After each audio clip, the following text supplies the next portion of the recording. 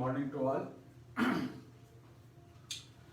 स्वागत है आपका KVS Delhi RO Delhi live में। आज हम लोग एक नया चैप्टर लेकर आए हैं, केमिकल काइनेटिक्स। और बच्चे, आपने वो सॉल्यूशंस का तो टेस्ट भी दे दिया, इलेक्ट्रोकेमिस्ट्री भी अब आप टेस्ट की तैयारी में लग जाएंगे। ठीक इसी तरह से मैं एक अनाउंस करूंगा, आपको उतना देर का ही समय मिलेगा और आपने बहुत अच्छा किया है, तो इस टेस्ट में भी ऐसा ही करना है। और सारे एनसीईआरटी के एक्सरसाइज भी साथ में करते जाइए और आप अपने टीचर से कोई डाउट होता है इमीडिएट वो रिस्पॉन्ड करेंगे आपको और आप पूछ सकते हैं और कॉपी में आप करते जाइए सिस्टमेटिक। तो केमिकल काइनेटिक्स क्या है, सबसे पहले इस पे चलें थोड़ा सा। Chemical kinetics is the branch of chemistry which deals with the study of rate of chemical reactions and various factors. So very initially, as chemists are interested in different aspects. जैसे कोई reaction A plus B gives C plus D or not. So they are very eager to know the reactions are feasible or not. And that aspect will dealt by chemical thermodynamics. Thermodynamics tells us about the feasibility of a reaction. If the reaction is possible, then what extent of reactant is converted into product? The second aspect.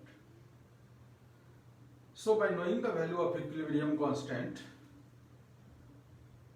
you know what amount of the reactant is converted into product.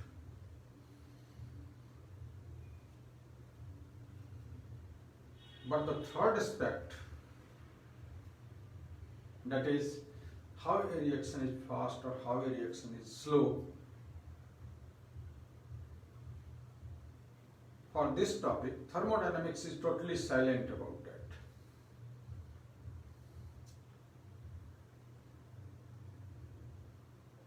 जैसे आप एक कहावत सुनते हैं, diamonds are forever, add भी आता है, हीरा है सदा के लिए। क्या हमारा थर्मोडायनामिक्स इसको परमिट करता है? क्या थर्मोडायनामिक्स कहता है हीरा है सदा के लिए? नहीं, वो नहीं कहता है। कह रहा है कि one day diamond has to be converted into graphite.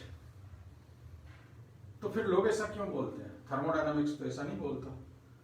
Thermodynamics तो कह रहा है कि डायमंड को एक दिन ग्रेफाइट में चेंज होना है क्योंकि उस प्रोसेस का डेल्टा जी निगेटिव है।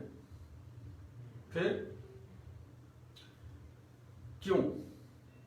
Because the rate of conversion of graphite to diamond to graphite is very slow. It will take millions of years.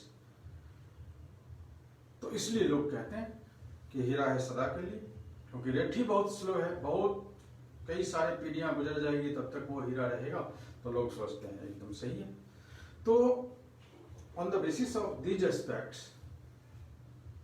Chemical reactions rate, reactions may be categorized into 3 categories. Some reactions are very slow, for example rusting of iron, digestion of our food. आप जानते बेटा कि अपना जो digestion process है वो कितना slow है। एक सिंगल डाइट यदि हम लोग खा लें, it will take 74 years to digest. सोच सकते हैं। सो थैंक्स टू एंजाइम जो रिएक्शन के रेट को कितनी टाइम्स बढ़ा देता है कि हमें 3-4 घंटे में फिर से भूख लगने लग जाता है। यदि वो एंजाइम नहीं होता, यदि उसके रिएक्शन के रेट को नहीं बढ़ाया जाता, तो बस हो गया 74 years के लिए। तो फिर एनर्जी कहाँ से मिलता है इतना फ्रीक्वेंट? तो कुछ रिएक्शंस ऐसे हैं जो बहुत ज़्यादा स्लो हैं and some reactions are very fast. आप देखो कि जैसे एक drop of AgNO3 if you put into HCl, immediately a white precipitate of AgCl is out. So it will take only 10 to the power minus 8 seconds to convert into AgCl. So इतना fast है. So some reactions like decomposition of phosphorus pentachloride, hydrolysis of ester, inversion of sugar. So it is neither too fast nor too slow. So from this chapter, we will study only such type of reactions. Their reactions rate are neither too slow nor too fast. So the branch of science that deals with the study of the rate of reactions and the various factors which influences the rate of reaction. क्या क्या factors है जो हमारे rate को influence करता है? तो first बेटा देखो नेचर ऑफ रिएक्टेंट. जैसे आप कहते हो कि सोडियम है, तो आप लैब में देखो केरोसिन के अंदर, पैराफिन वैक्स के अंदर एकदम हिडन करके रखा हुआ है. क्यों ऐसा है? क्योंकि वो बहुत ज्यादा रिएक्टिव है. कहते हैं यदि उसको बाहर रखेंगे तो मॉइस्चर से, एयर से रिएक्ट कर लेगा. तो किस पर डिपेंड कर रहा है? Nature of reactant. लेकिन देखो गोल्ड की ज्वेलरी है, लोग पहन रहे हैं, कहीं कोई प्रॉब्लम नहीं है, वो रिएक्ट नहीं कर रहा है. तो इसका मतलब नेचर ऑफ रिएक्टेंट एक बहुत इंपॉर्टेंट एस्पेक्ट्स. कंसंट्रेशन, अभी हम लोग यही देखेंगे कंसंट्रेशन इन डिटेल्स में.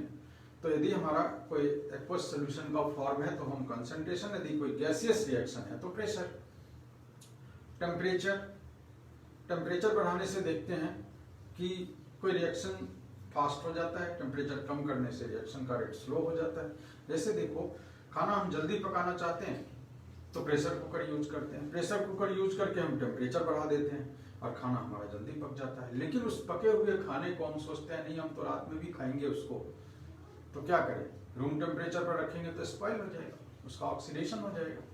नहीं तो हम फ्रिज में रख देते हैं. क्या हुआ फ्रिज में रखने से? रिएक्शन का रेट स्लो हो गया. आपने फल खरीद कर लाया, फिर फ्रिज में रख दिए. क्या करने के लिए? कि वो उसका ऑक्सीडेशन से बचाने के लिए, है ना. उसका जो राइपनिंग का रेट है वो और ज्यादा फास्ट ना हो जाए, तो टेम्परेचर कम करके रिएक्शन के रेट को स्लो करने के लिए. कैटलिस्ट, जैसे हमने बात किया एंजाइम्स कि हमारे जो हम लोग खाते हैं उसके कितना टाइम्स फास्ट कर देता है ना. तो कैटलिस्ट के रहते हुए आपने बहुत सारा इक्विलिब्रियम में या बहुत जगह देखा है आपने कि कैटलिस्ट के आने से रिएक्शन का रेट बढ़ जाता है. लाइट देखो एक केमिकल रिएक्शन को प्रभावित करता है. जैसे कोई आपका एक बहुत कलर्ड शर्ट है और आपने धूप में छोड़ दिया बाहर सूखने के लिए बहुत ज्यादा देर तक. अब देख रहे हो कि लाइट ही फेड हो गई. क्या हो गया उसमें? निश्चित रूप से आपका केमिकल रिएक्शन हुआ है जो लाइट रिएक्शन है. फोटोसिंथेसिस क्या है? लाइट के द्वारा है. यदि लाइट नहीं करेंगे तो रिएक्शन नहीं होगा. Even electric and magnetic field can affect the rate of A reaction. तो हम लोग आज स्टार्ट कर रहे हैं रेट ऑफ केमिकल रिएक्शन, जो कंसंट्रेशन से स्टार्ट कर रहे हैं. ठीक है. तो बेटा देखें कि एक रिएक्शन है हमारा जो R से P, मतलब रिएक्टेंट टू प्रोडक्ट में जा रहा है. तो रेट ऑफ रिएक्शन होता क्या है? तो कहता है कि change in concentration of reactant और change in concentration of product by time taken. Means concentration change either of the reactant और प्रोडक्ट, चाहे रिएक्टेंट का हो या प्रोडक्ट का हो. तो इसको हम मेजर करते हैं और हम प्रोडक्ट के चेंज इन कंसंट्रेशन को मेजर करते हैं और निकाल देते हैं हम लोग रेट ऑफ रिएक्शन. तो एक प्लॉट देखो, ये हमारा एक रिएक्टेंट के कर्व को रिप्रेजेंट कर रहा है. R है रिएक्टेंट और ये कंसंट्रेशन वर्सेस टाइम लिया है. तो आप देखें कि R0 ये डिनोट कर रहा है बेटा इनिशियल कंसंट्रेशन, मतलब जो जीरो टाइम पर हमने कंसंट्रेशन रिएक्टेंट का लिया था वो R0 था. और जैसे जैसे टाइम प्रोग्रेस कर रहा है धीरे हमारा रिएक्टेंट का कंसंट्रेशन फॉल करता जा रहा है. और फॉल कर रहा है तो हम हम इसका कैसे रिएक्शन का रेट निकालेंगे, तो हमने क्या बोला आपको कि चेंज इन कंसंट्रेशन, तो इसमें क्या लिखेंगे, decrease in concentration of reactant. तो डिक्रीज हो रहा है, इसीलिए हमने क्या लगा हुआ है, माइनस। तो ये डेल्टा और इसका आर जो है ये मोल पर लीटर में है, तो change in concentration of reactant और बाय टाइम टेकन। तो देखो ये जो हमारा T1 टाइम था, इस पर इसका कंसंट्रेशन है C1 और T2 टाइम पर कंसंट्रेशन क्या है, C2। इसका मतलब बेटा देख रहे हो कि टाइम प्रोग्रेस कर रहा है, तो concentration of reactant goes on decreasing decreasing decreasing, decrease होता जा रहा है। तो एक तो माइनस साइन ये रिप्रेजेंट करता है, and the rate of reaction is always positive, it is a positive quantity, no doubt. So put here negative sign to make it positive. क्यों बेटा, देखो यहाँ कि C2 is smaller than C1, मतलब C1 greater है C2 से, तो यदि आप C2 माइनस C1 करेंगे तो ये तो निगेटिव क्वांटिटी आएगा, तो फिर आपका रेट निगेटिव हो जाएगा। तो ज्यादा से ज्यादा रिएक्शन नहीं हो सकता है, रेट जीरो हो जाए, लेकिन निगेटिव रेट तो मीनिंगलेस है। तो टू मेक पॉजिटिव क्वांटिटी, यहाँ पर देखिए बेटा C2 माइनस C1 एक निगेटिव टर्म आएगा, इसको आप माइनस से मल्टीप्लाई करेंगे तो पॉजिटिव आ जाएगा। तो C2 minus C1 bye T2 minus T1। तो यहाँ पर आपका ये delta R bye delta T की बात हो रहा है। तो ये है average reaction rate. Average reaction rate, एक रिएक्शन रेट होता है इंस्टेंटेनियस रिएक्शन रेट। पहले हम इसको देखते हैं, फिर इन दोनों में डिफरेंस करके देखते हैं। ये प्लॉट लिया हमने कंसंट्रेशन वर्सेस टाइम प्रोडक्ट के लिए। तो आप जानते हो कि जिस समय जीरो टाइम है तो प्रोडक्ट तो बना ही नहीं है, तो जैसे जैसे रिएक्शन प्रोग्रेस, टाइम प्रोग्रेस करेगा, हमारा प्रोडक्ट बनता जाएगा और बढ़ता चला जाएगा। और आप देख रहे हो कि एक टाइम के बाद ये कंसंट्रेशन डिक्रीज नहीं हो रहा, और एक टाइम के बाद ये प्रोडक्ट का कंसंट्रेशन यहाँ पर इंक्रीज नहीं हो रहा है। तो हाँ, इस चीज को हम ऑलरेडी समझते हैं, कहां से, इक्विलिब्रियम से, क्योंकि यहाँ पर इक्विलिब्रियम एस्टेब्लिश्ड हो गया है, यहाँ पर रेट ऑफ फॉरवर्ड और बैकवर्ड बराबर हो गया, इसलिए प्रोडक्ट नहीं बढ़ रहा है, रिएक्टेंट नहीं घट रहा है। अब देखिए यहाँ टाइम T1 पर इसका कंसंट्रेशन तो C1 है और T2 पर कंसंट्रेशन C2 है। तो यदि हम C2 माइनस C1 करते हैं तो ये तो C2 is greater than C1, तो यहाँ पर कोई निगेटिव साइन की जरूरत नहीं है, क्योंकि ये ऑलरेडी पॉजिटिव क्वांटिटी आने वाला है। तो ये है change in concentration of product by time taken. और यहाँ पर भी बेटा C2 minus C1, C2 is final concentration, C1 is initial bye time taken. तो ये हमारा एवरेज रेट और ये इंस्टेंटेनियस रेट। अब दोनों में अंतर समझते हैं थोड़ा सा, इंस्टेंटेनियस रेट्स और एवरेज रेट। एक एनालॉजी से इसको समझने का प्रयास करते हैं। जैसे देखो बेटा कि एक सिंपल एग्जांपल लेते हैं, जैसे average speed of A vehicle. जैसे देखिए कि एक कार है जो 240 किलोमीटर 4 आवर्स में ट्रेवल करता है, डिस्टेंस तय कर रहा है 240 किलोमीटर इन 4 आवर्स। तो आप क्या कहेंगे, एवरेज स्पीड क्या होगा उसका? एवरेज स्पीड क्या होगा? एवरेज स्पीड 240 किलोमीटर है और 4 आवर्स, तो आप क्या बोलोगे? 60 किलोमीटर पर आवर। ये इसका एवरेज स्पीड हो गया। But during the journey you can observe the speedometer that the speeds keeps on changing depending upon the traffic density. It may be weather conditions, conditions of road. जैसे बहुत fast हम चल रहे हैं, एक गड्ढा नजर आ गया, क्या करेंगे हम? ब्रेक लगाएंगे तो गाड़ी का स्पीड कहाँ चला जाएगा? तो उस पर्टिकुलर इंस्टेंट, उस पर्टिकुलर टाइम के लिए जो स्पीड आया उसको हम इंस्टेंटेनियस स्पीड बोलते हैं।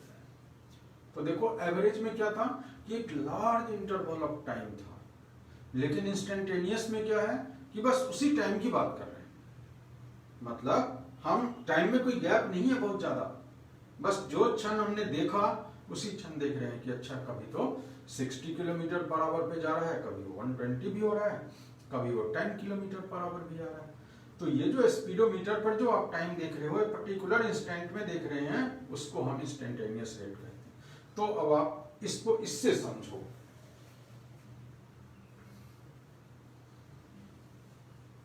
अब आइए आप यहां पर देखिए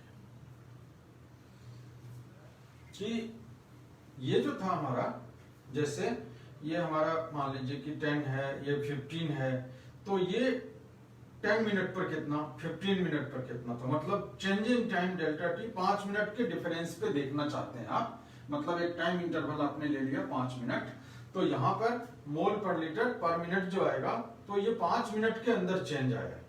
लेकिन यहाँ पर देख रहे हो बेटा कि इस पर्टिकुलर टी पर ही इनको चाहिए, तो इस टेंजेंट को लेना पड़ेगा आपको। और आर इंस्टेंटेनियस कब होता है, जब हमारा डेल्टा टी टेंड्स टू 0 होता है।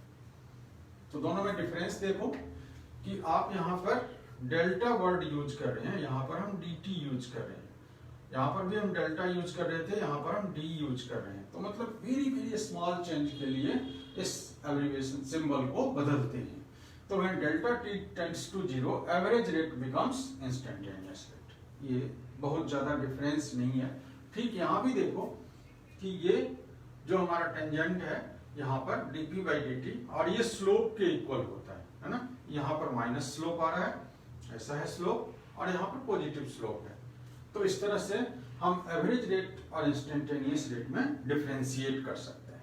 तो मुझे लग रहा है कि आपको ये वर्ड दोनों जो एवरेज क्या है और इंस्टेंटेनियस, एक बार मैं फिर रिपीट करता हूँ कि if you consider the concentration at regular interval of time then it is average reaction rate. If you talking at particular instant when delta T tends to 0, very small change in delta T, then it is instantaneous.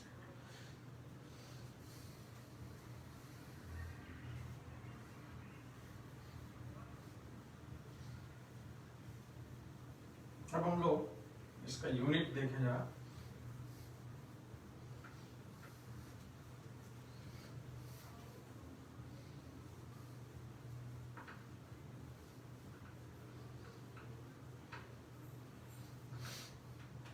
Unit of rates of reaction.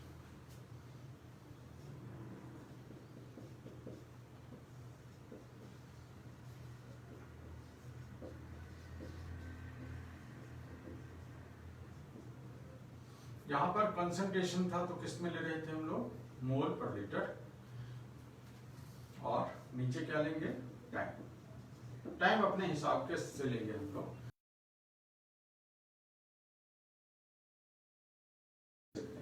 सो मोल पर litre by time. और यही यदि gaseous हमारा होगा तो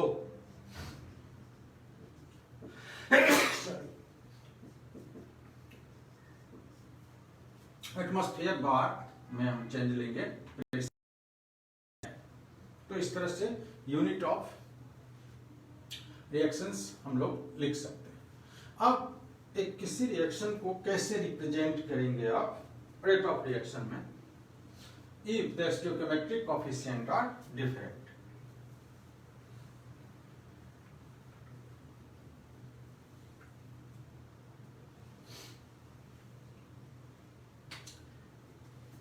Consider a reaction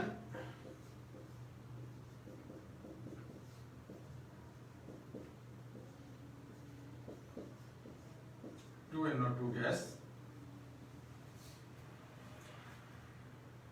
अब ये देखो बेटा 2 मोल्स इसका कंज्यूम होता है, इसका 1 मोल कंज्यूम होता है, तो 2 मोल NO2 बनता है। तो रेट यदि हम एक्सप्रेस करेंगे, क्योंकि रेट हर हमेशा इक्वल होता है, तो क्या करेंगे आप यहाँ पर जो स्टोइकियोमेट्रिक कोएफिशिएंट है उससे उसको डिवाइड करेंगे। तो यहाँ पर आएगा डी NO बाय dt, यहाँ पर minus delta O2 by delta T यहाँ पर 1/2 delta NO2 by delta T. फिर माइनस का कॉन्सेप्ट फिर से बता दूं आपको, क्या हो रहा है कि हमारा जो रिएक्टेंट का कंसंट्रेशन है वो डिक्रीज हो रहा है टाइम के साथ, इसलिए हम माइनस लगाते हैं, और हमारा जो प्रोडक्ट है वो टाइम के साथ इंक्रीज हो रहा है। दूसरा हमने क्या बताया था कि ये जो क्वांटिटी है चेंज इन कंसंट्रेशन, वो फाइनल माइनस इनिशियल एक निगेटिव क्वांटिटी आएगा। So negative multiplied with negative to make rate positive, क्योंकि आप देख रहे हो कि इसके साथ इसका पॉजिटिव वाला इक्वल है, तो निश्चित रूप से ये भी पॉजिटिव होगा, तभी हमने इक्वल का साइन लगाया हुआ है। तो इसको कभी नहीं भूलना है कि यदि हमारा रिएक्टेंट है तो हम माइनस लगाएंगे, प्रोडक्ट में नहीं लगाएंगे। अब एक और प्रैक्टिस करते हैं। 5 Br minus aqueous plus BrO3 minus aqueous plus 6H plus aqueous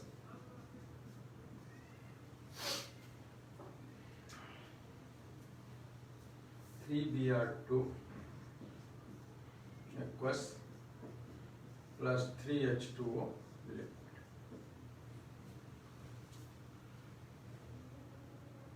अब देखो इसका रेट लिखेंगे हम लोग, तो क्या लिखोगे बेटा, यहां पर क्या लिखोगे, -1/5।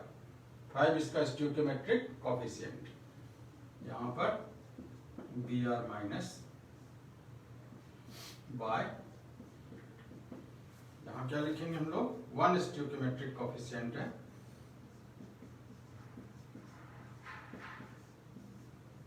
By delta T. यहां पर स्टोइकियोमेट्रिक कोएफिशिएंट कितना, 6, तो कितना लिखेंगे हम लोग, 1/6।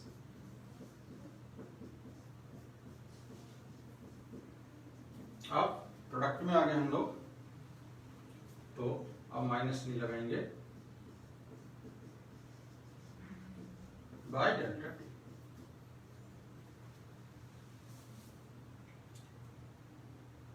अब देखो बेटा, हमने इसको नहीं लिखा है, क्या कोई रीजन है, या हमने स्पेस के कारण नहीं लिखा? नहीं, कोई रीजन है जो मैं आपको कोट करता हूं कि यदि हमारा सॉल्यूशन एक्वस है, in aqueous solution the change in concentration of water is very small and hence we don't use change in concentration of water for expressing the rate of reaction. क्या बोला मैंने कि in aqueous solution the change in concentration of water is very small and hence we do not use change in concentration of water during the rate expression of rate. अब इस पे numericals देखते हैं, फिर आगे बढ़ेंगे, क्योंकि हम यहाँ पर एक चीज समझाना चाह रहे हैं आपको कि जैसे यहाँ पर हम बात कर रहे हैं रेट ऑफ रिएक्शन, तो यदि हमको कोई पूछता है कि rate of disappearance of NO बताइए, तो रेट ऑफ रिएक्शन और रेट ऑफ डिसअपियरेंस में क्या डिफरेंस हो जाएगा? तो बेटा इस टर्म को, ये जो टर्म आप देख रहे हो delta NO by delta T, इसको हम बोलते हैं rate of disappearance. That means it is 2 times of rate. लेकिन जब यदि हम कहेंगे rate of disappearance of O2, तो it is equal to the rate, और इसमें क्या बोलेंगे बेटा, रेट ऑफ फॉर्मेशन और rate of appearance of NO2। तो ये है हमारा dNO2 by delta T, that is rate of appearance of NO2, this one, and 2 times of rate। तो इस तरह का एक हम क्वेश्चंस कर रहे हैं।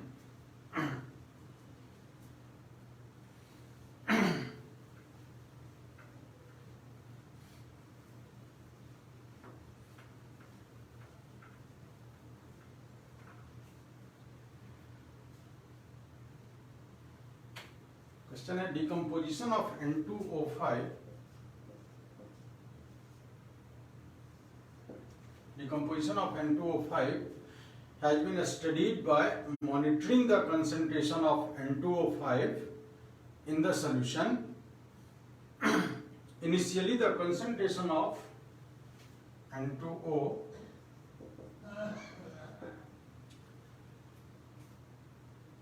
is 2.33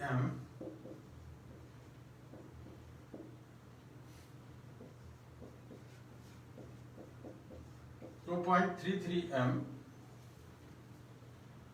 After 184 minutes,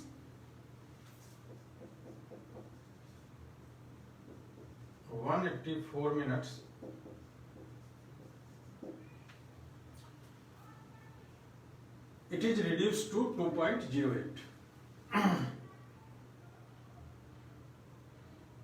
Reduced to 2.08. फिर से क्वेश्चन देखते हैं क्या कह रहा है कि the decomposition of N2O5 has been studied by monitoring the concentration of N2O5 in the solution. Initially the concentration of N2O5 is 2.33 m. After 184 minutes it is reduced to 2.08. Calculate the average rate of this reaction. Calculate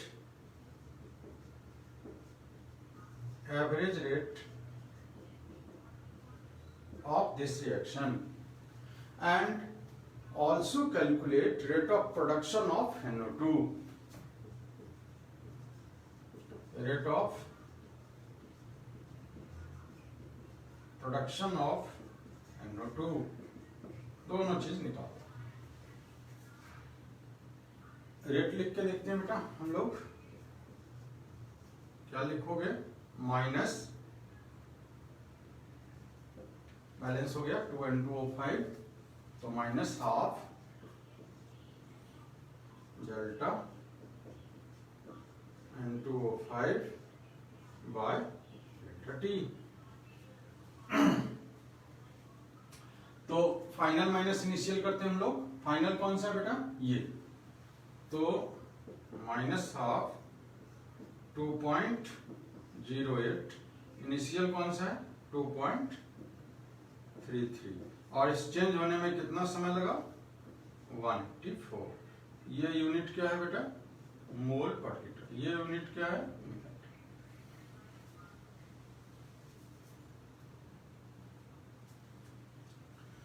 इसका आ रहा है हमारा 6.79 into 10⁻⁻⁴ मोल पर litre पर minute. ये answer. अब average rate तो ये आ गई हमारी. अब हमें निकालना है रेट ऑफ प्रोडक्शन. तो जरा देखो रेट को इससे कंपेयर करते हैं तो क्या है? Rate is equal to 1/4 delta NO2 by delta T. तो जानते हो हमको क्या निकालना है? ये चीज निकालना है. यही है रेट ऑफ फॉर्मेशन. तो क्या देख रहे हो बेटा कि जो रेट है उसका ये 4 टाइम्स है. तो रेट कितना है अपना? 6.79 इंटू 10⁻⁻⁴ इंटू 4 और ये हो गया हमारा रेट ऑफ प्रोडक्शन या रेट ऑफ अपीयरेंस.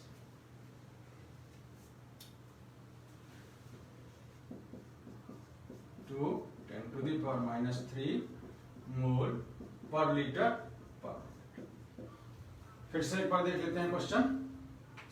ये था decomposition of N2O5 was studied.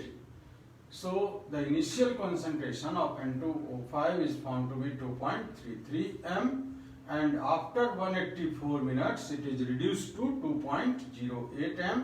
So calculate the average rate and rate of production of NO2. अब यहां पर हमने रेट, क्योंकि हमें कंसंट्रेशन किसका दिया हुआ था इसलिए इस टर्म में लिया delta N2O5 by delta T. Final minus initial हर हमेशा, क्योंकि ये कभी नेगेटिव नहीं होता डेल्टा T. तो फाइनल माइनस इनिशियल, ये माइनस आया, माइनस माइनस मल्टीप्लाई होकर पॉजिटिव हो गया और रेट ऑफ प्रोडक्शन निकालना था. यदि हमको इसी जगह कोई पूछ दे कि rate of production of O2 बताइए, rate of production of O2 बताइए, तब क्या होगा हमारा? देखो rate of production of O2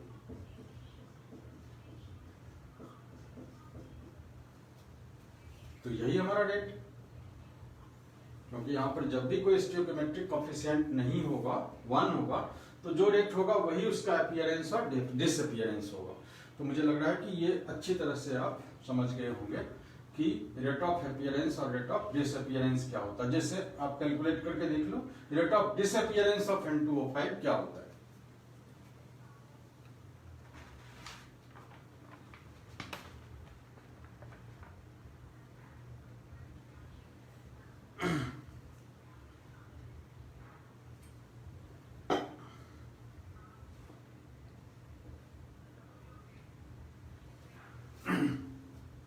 निकाला होगा आपने क्या, रेट -2, तो अब आप इसको 2 से क्या करेंगे, मल्टीप्लाई कर देंगे, तो रेट ऑफ डिसअपीयरेंस आ जाएगा। तो इस तरह से हम लोग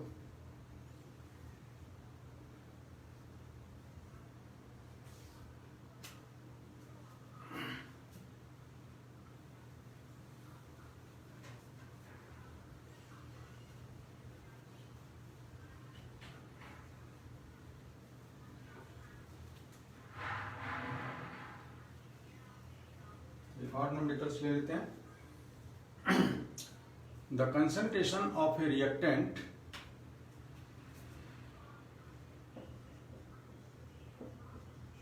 हमारा है 2A से B हो रहा है, चेंजेस फ्रॉम 0.0 इनिशियल कॉन्सेंट्रेशन है 0.03 m, फाइनल कॉन्सेंट्रेशन है 0.02 m in 25 minutes.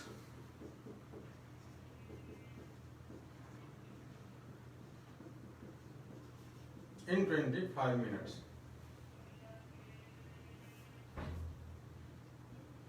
Calculate the average rate of reaction. Calculate average reaction rate. फिर देखिए क्वेश्चन हमारा क्या कह रहा है कि the concentration of A reactant changing from 0.03 m to 0.02 m in 25 minutes for the reaction 2AB.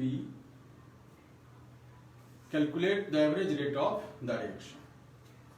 फिर आप लगाइए फॉर्मूला, क्या लगाएंगे आप, rate is equal to -12 delta A by delta T, average reaction rate. So -12, ये है फाइनल आपका 0.02 और ये इनिशियल 0.03 बाय टाइम कितना लगा था, 25 मिनट, 25 मिनट, और ये मोल पर लीटर है, कैपिटल M है, मोल पर litre.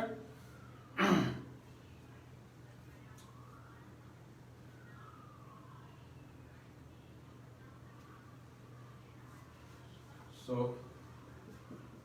0.2 into 10 to the power -3 mole per liter per minute। और यदि हम पॉइंट हटा लें तो 2 into 10 to the power -4 मोल पर लीटर पर मिनट होगा। इस तरह से बेटा किसी भी रिएक्शन का यदि हमको टाइम इंटरवल दिया हुआ है तो हम एवरेज रेट कैलकुलेट कर सकते हैं।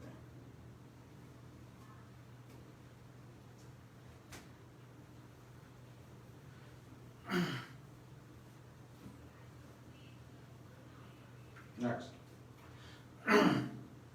dependence of rate on concentration of reactant. So सबसे पहले concentration,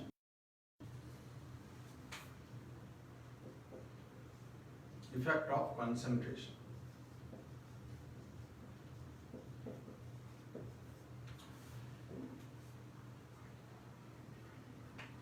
और रेट लॉ किसको बोलते हैं, इसी में एक टर्म आ रहा rate law.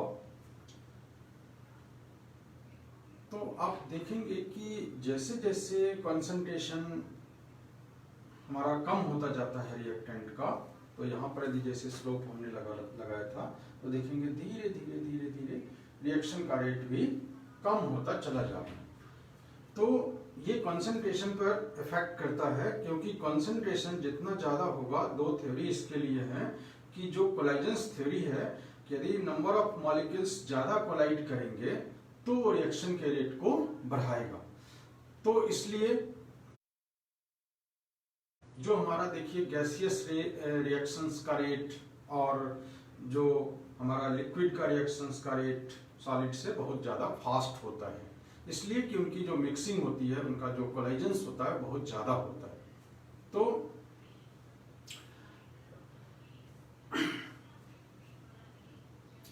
the representation of the rate of a reaction in terms of the concentration of the reactant is called rate law.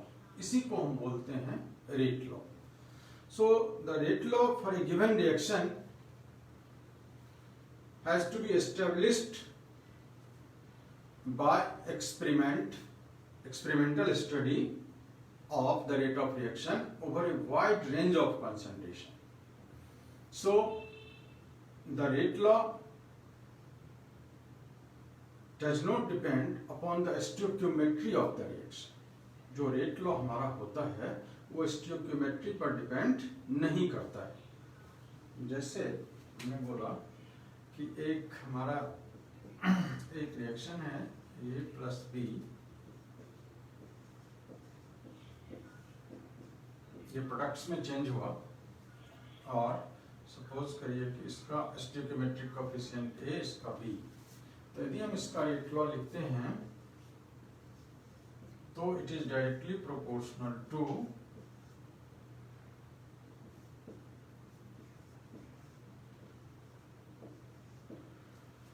This is the difference between law of mass action, जो equilibrium में हम लोग करते हैं और यहाँ rate में कर रहे हैं, दोनों में डिफरेंस है। Here x is the, it may be equal to A or it may not be equal to A because it is determined experimentally. ये एक्सपेरिमेंट से आता है।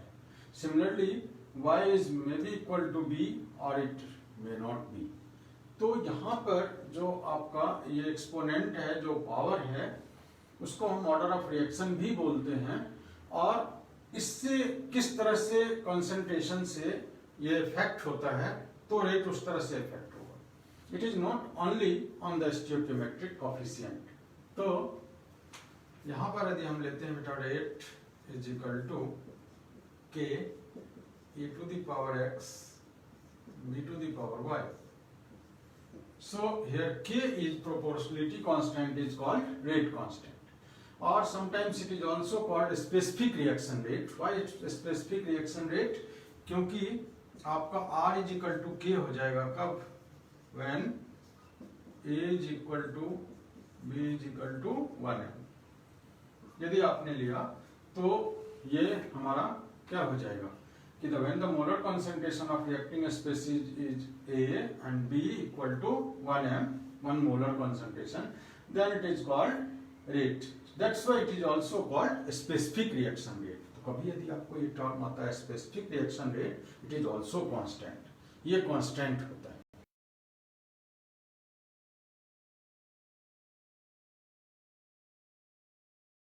से ही आएगा, या हम कहीं और स्टोइकियोमेट्रिक कोएफिशिएंट देख करके निकाल सकते हैं। उसके बाद हम आएंगे रेट कांस्टेंट पर एंड ऑर्डर ऑफ रिएक्शन पे।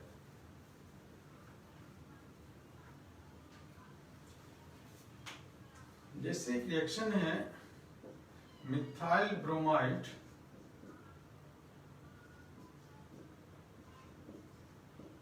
वेज माइनस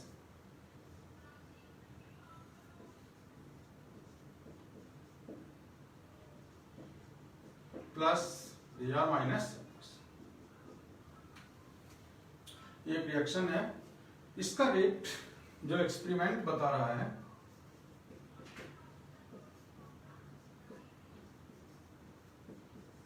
ये कुछ ऐसा बता रहा है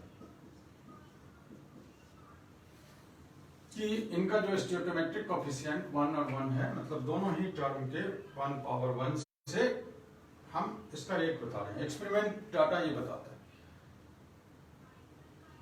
एक सिमिलर रिएक्शन इसी तरह का हम ड्रॉ करते हैं, ठीक सिमिलर रिएक्शन है।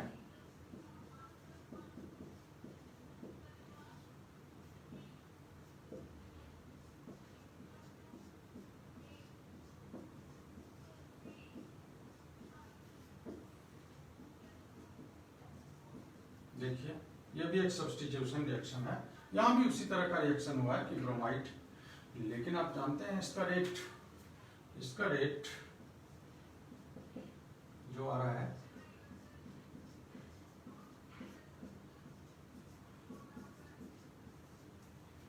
सिर्फ इसी पे आ रहा है। तो इसका मतलब कि जो हमारा OH माइनस कॉन्सेंट्रेशन है उस पर ये रेट नहीं डिटरमाइन हो पा रहा। तो यदि सिर्फ इसी से हुआ तो स्टोइकियोमेट्रिक कोएफिशिएंट यहाँ तो हम देख रहे हैं कि ये रिएक्टेंट भी कंज्यूम हो रहा है, लेकिन रेट इसके ऊपर डिपेंड नहीं हो रहा है। तो ये सारा कहाँ से आने वाला है? एक्सपेरिमेंटल डाटा से आने वाला है। यदि हम इसका इन डिटेल मैकेनिज्म देखें तो आपको पता लगेगा कि क्यों ऐसा हो रहा है। तो जब भी ये चीज हम लोग बात करते हैं तो हम बात करते हैं रेट डिटरमाइनिंग स्टेप्स की बात करते हैं, स्लोएस्ट स्टेप की बात करते हैं, क्योंकि रेट उसी पे डिपेंड करता है। अब स्लोएस्ट स्टेप की यदि हम बात करें तो आपको कैसे समझाएं? जैसे देखो कि बेटा ये पेन है, ठीक है, फैक्ट्री जो है ये पर डे एक पेन का मैन्युफैक्चर करती है और उसका rate of production per day यदि निकालना है, लेकिन उसका क्या है कि ये वाला जो पार्ट है वो किसी और यूनिट्स में बनता है, ये जो आता है वो किसी दूसरी फैक्ट्री से सप्लाई लेता है। इसमें ये वाला पार्ट जो देख रहे हो ये कहीं अलग से आता है, ये वाला भी वो दूसरी फैक्ट्री से लेता है, ऑर्डर पे रिफिल कोई और दे जाता है। तब ये बैरल उसने बना लिया, सपोज करो 200 बैरल जिसके अंदर ये रिफिल रहेगा, और इसका सप्लाई है उसके पास 300 और ये भी आ गया 200, रिफिल उसको मिल गया 250, ये भी मिल गया इसको 250, लेकिन ये उस दिन क्या हुआ कि 100 ही आया। जिस फैक्ट्री से वो लेता था सिर्फ 100 ही सप्लाई कर पाए। तो यदि हम आपको पूछें कि बताओ कि रेट ऑफ प्रोडक्शन फैक्ट्री में पेन का उस दिन का कितना होगा, आप 300 बताएंगे, 250 बताएंगे या 100 बताएंगे? क्या बताएंगे? निश्चित रूप से कहोगे सर पेन तो इसके बिना कंप्लीट होगा नहीं, तो फैक्ट्री बेच नहीं सकती है। तो इसी के कारण क्या हुआ, ये प्रोडक्शन इसका रुक गया। तो बेटा कैसे रेट डिटरमाइन करेंगे? The slowest step is the rate determining step. Slowest step is the rate determining steps. एक और एग्जांपल बताता हूं, समझ में आ जाएगा आपको। जैसे देखो एग्जाम होता है तो हम लोगों का ड्यूटी लग जाता है, मैडम का हमारा ड्यूटी लग जाता है। अब ड्यूटी लग गया, हम आपके रूम में गए, हमारा ड्यूटी 3 घंटे के लिए लगाया उन्होंने। अब उसमें से कुछ बच्चा इतना फास्ट लिख रहा है कि वो 2 घंटे 2.5 घंटे में एकदम परेशान हो रहा है कि सर अब तो जाने दीजिए, अब तो जाने दीजिए। बोले ठीक है जाओ, उनको जाने दे दिया हमने। फिर एक और 2 घंटे 40 मिनट में निकल गए, लेकिन कुछ जो है सर 5 मिनट और दे देते, सर 10 मिनट और दे देते। तो किसका समय ज्यादा लग रहा है? देखो जो आपको 3 घंटा मिला था लिखने के लिए और आप 3 घंटे में नहीं लिख पाए, आप अभी भी 5 मिनट मांग रहे हैं, तो टाइम से रेट डिटरमाइन होता है। मतलब आप ज्यादा टाइम ले रहे हो तो आप स्लो राइटर है। तो हमारा जो उस कमरे चलने का डिपेंड हो गया किसके ऊपर हो गया? बस उसी स्लो महाशय के ऊपर हमारा फिक्स हो गया। जो पहले चला गया 2.5 घंटे में, उससे क्या मतलब हमारा? हम तो छूटे ही नहीं, हमारी तो ड्यूटी लगी हुई है। तो अब आप शायद नहीं भूलोगे बेटा कि स्लो जो स्टेप्स होता है वही रेट डिटरमाइन करता है। जो रेट को स्लो करता है, जो स्टेप्स, उसी के कारण होता है। तो यदि यहाँ पे हम इन डिटेल्स जाएंगे, ऐसे ऑर्गेनिक में इसका मैकेनिज्म देखेंगे, जब आपको हम लोग पढ़ाएंगे फिर से, तो देखेंगे कि यहाँ पर तो हम दोनों के ऊपर रेट डिटरमाइन कर रहा है, यहाँ पर इस टर्म के ऊपर ही कर रहा है, और ये जो आता है बहुत फास्ट स्टेप में आता है, तो इसलिए उस पर रेट डिटरमाइन नहीं करता है। तो आपको पता लग गया होगा कि जो रेट लॉ वर्सेस स्टियोकीमेट्री, तो किस तरह से। अब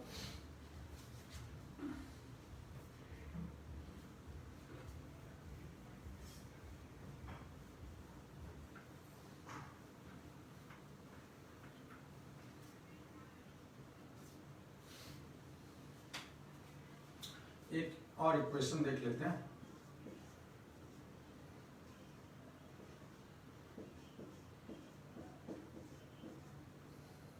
इसका कोई रेट लॉ दिया हमको Kn2O5। तो बेटा यहां जो पावर है उसी को हम बोलते हैं ऑर्डर ऑफ रिएक्शन। ठीक है, इसको हम क्या बोलते हैं, order of reaction. So order of reaction is the exponent the power on the concentration term in the rate law expression. ये जरूर बोलना है आपको, in the rate law expression. ये रेट लॉ एक्सप्रेशन है, इसमें जो पावर है उससे हम ऑर्डर बताते हैं। तो ये कैसा है, ये फर्स्ट ऑर्डर रिएक्शन है। क्यों फर्स्ट ऑर्डर का मतलब क्या हुआ कि यदि हम इस N2O5 के कंसंट्रेशन को डबल करेंगे तो रेट हमारा डबल ही होगा, इसीलिए इसको फर्स्ट ऑर्डर बोलते हैं। जीरो ऑर्डर का क्या मतलब है, जैसे देखो बेटा, decomposition of ammonia on platinum surface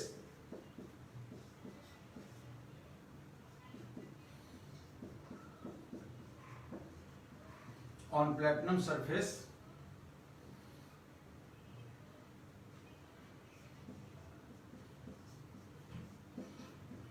जानते हो R is equal to K हो रहा है, means it is independent from the concentration of the ammonia. इसी को हम जीरो ऑर्डर बोलते हैं कि यदि रेट हमारा रिएक्टेंट के कंसंट्रेशन पर डिपेंड ही नहीं करता, चाहे आप बढ़ा दो चाहे घटा दो, ये तो इस पे डिपेंड कर रहा R is equal to K, तो ऐसे एग्जाम्पल को क्या बोलोगे, जीरो ऑर्डर। तो जीरो ऑर्डर का मतलब है कोई इंडिपेंडेंट हो गया। फर्स्ट ऑर्डर का क्या मतलब है कि यदि आपने इसको डबल किया तो रेट डबल हुआ, यदि आपने इसको ट्रिपल किया तो रेट ट्रिपल हुआ। अब देखो एक example,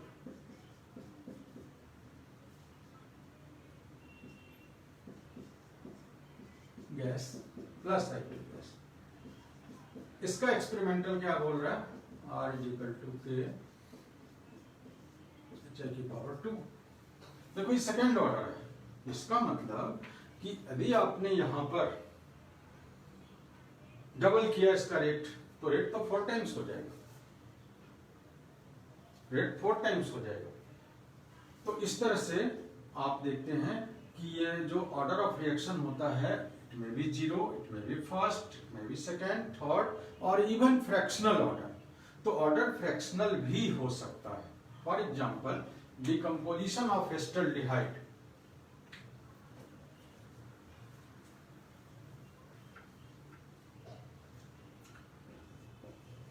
decomposition of acetaldehyde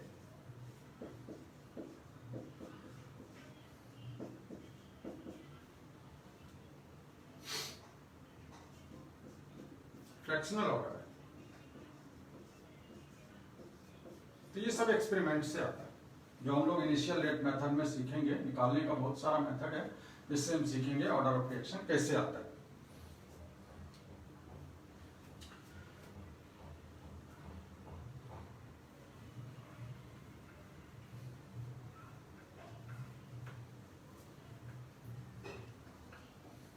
order of reaction कैसे निकालेंगे, सपोज करिए unit R is equal to K e to the power x e to the power y. So x is the order with respect to A. x क्या है बेटा, x is the order with respect to A and y is the order with respect to B. Overall order आपको हमेशा x plus Y करना है। Late n nth order हो गया, ना फर्स्ट है ना सेकेंड है थर्ड है, nth ऑर्डर आ गया। अब आप हम यूनिट निकालना चाहते हैं, तो देख बेटा R इज इक्वल टू के, एक कंसंट्रेशन बस ले लेते हैं, nth लिख देते हैं, nth ऑर्डर। आर का यूनिट लिखो, क्या लिखोगे? मोल पर लीटर पर सेकेंड। नीचे आप क्या लिखेंगे? मोल पर लीटर पर पावर क्या लिखोगे बेटा? n इजिकल टू के। अब मोल पर पावर कितना है? n। यहां मोल पर पावर कितना है? 1। ऊपर करोगे क्या बचेगा? मोल 1 माइनस n। यहां पर लीटर पर देखो पावर कितना है? -n। ऊपर करेंगे तो क्या आएगा? लीटर पर पावर n, यहां पर -1, लीटर पर पावर n -1 पर सेकेंड। अब किसी का भी यूनिट आप निकाल सकते हैं। क्या क्या आ गया बेटा? मोल पर पावर 1 माइनस n। n क्या है? Order of reaction, second. अब मान लो तुम जीरो का निकालना चाहते हो। फॉर जीरो तो मोल 1 माइनस 0 1 रह गया, 0 माइनस 1 माइनस रह गया पर सेकेंड। फर्स्ट ऑर्डर आपको कभी लर्न किसी के लिए नहीं करना, एक बार सिर्फ इसको रखिए याद। मोल 1 माइनस 1 0, 1 माइनस 1 0, क्या बचा? सेकेंड। इस तरह से आप किसी का भी यूनिट निकाल सकते हैं। और एक क्वेश्चन आता है बेटा कि ऐसे करके यूनिट दे देंगे और कहेंगे कि identify the order of reaction, मतलब ये रिएक्शन किस ऑर्डर का है, तो आप यूनिट देख के उसको आइडेंटिफाई कर देंगे। ठीक है, तो हम लोगों ने आज जो चैप्टर स्टार्ट किया केमिकल काइनेटिक्स, वो क्या कहता है बेटा?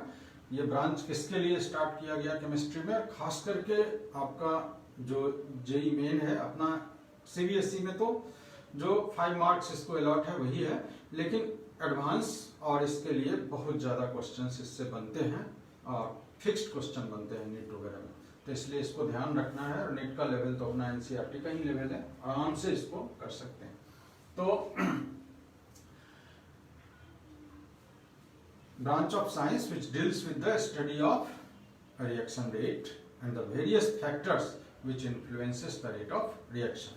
तो आज जो हमने स्टार्ट किया उसमें रेट ऑफ केमिकल रिएक्शंस, तो आपने देखा कि ये change in concentration by time taken है, और decrease in concentration of reactant और increase in concentration of product. तो इसीलिए हमारा रिएक्टेंट वाले में माइनस लगा हुआ था और प्रोडक्ट वाले में प्लस लगा हुआ था, क्योंकि वो टाइम के साथ बढ़ रहा था और ये टाइम के साथ घट रहा था। दूसरा आपने सीखा कि जो इंस्टेंटेनियस रेट है और एवरेज रेट में क्या फर्क है।